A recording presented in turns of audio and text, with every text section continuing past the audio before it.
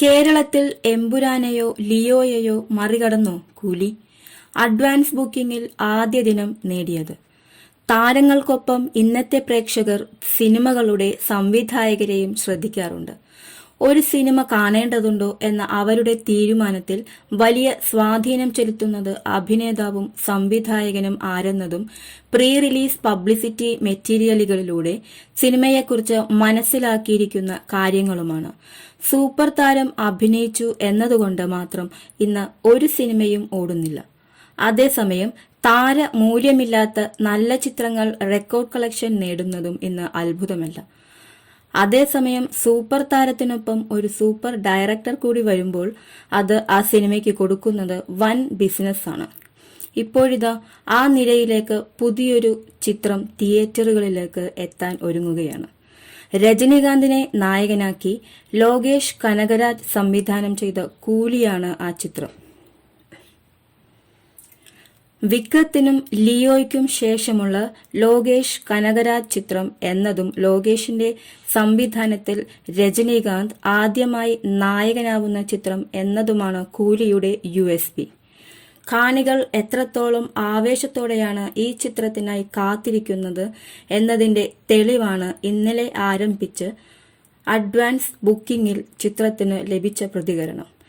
കേരളത്തിലും വൻ പ്രതികരണമാണ് ചിത്രത്തിന്റെ അഡ്വാൻസ് ബുക്കിംഗ് ലഭിച്ചിരിക്കുന്നത്.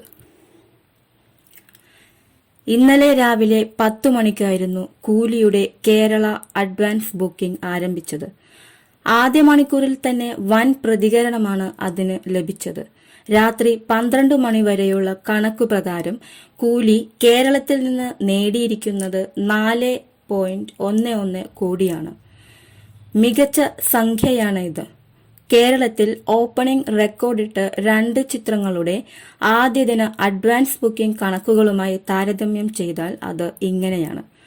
ട്രാക്കർമാരുടെ കണക്കനുസരിച്ച് അഡ്വാൻസ് ബുക്കിംഗ് ആരംഭിച്ചതിന്റെ ആദ്യ ദിനം എമ്പുരാൻ കേരളത്തിൽ നിന്ന് നേടിയത് 8.14 കോടി ആയിരുന്നു. ലോകേഷിന്റെ തന്നെ വിജയചിത്രം ലിയോ നേടിയത് 5.86 കോടിയും. ലൂസിഫറിന്റെ സീക്വൽ എന്നതാണ് എമ്പുരാന് ഹൈപ്പ് ഉയർത്തിയതെങ്കിൽ LCUവിന്റെ ഭാഗമായി വരുന്ന വിജയ് ചിത്രം എന്നതായിരുന്നു ലിയോയുടെ USP. അതേസമയം റിലീസ് ദിനത്തിൽ കേരളത്തിൽ നിന്ന് എമ്പുരാൻ ആകെ നേടിയത് 14 കോടിയായിരുന്നു. ലിയോ 12 കോടിയും. റിലീസിന് ഇനിയും 5 ദിവസം അവശേഷിക്കുന്നു എന്നതിനാൽ കൂലിയുടെ ഫൈനൽ അഡ്വാൻസ് കളക്ഷൻ എവിടെ വരെ എത്തും എന്നത് നിലവിൽ പ്രവചനാതീതമാണ്. അതുപോലെ തന്നെ ഓപ്പണിംഗ് കളക്ഷനും. പുലർച്ചെ 6 മണിക്ക് ആരംഭിക്കുന്ന ആദ്യ ഷോകളിൽ പോസിറ്റീവ് അഭിപ്രായം ലഭിക്കുന്ന പക്ഷം ചിത്രം വൻ ഇനീഷ്യൽ നേടുമെന്ന കാര്യത്തിൽ തർക്കമില്ല.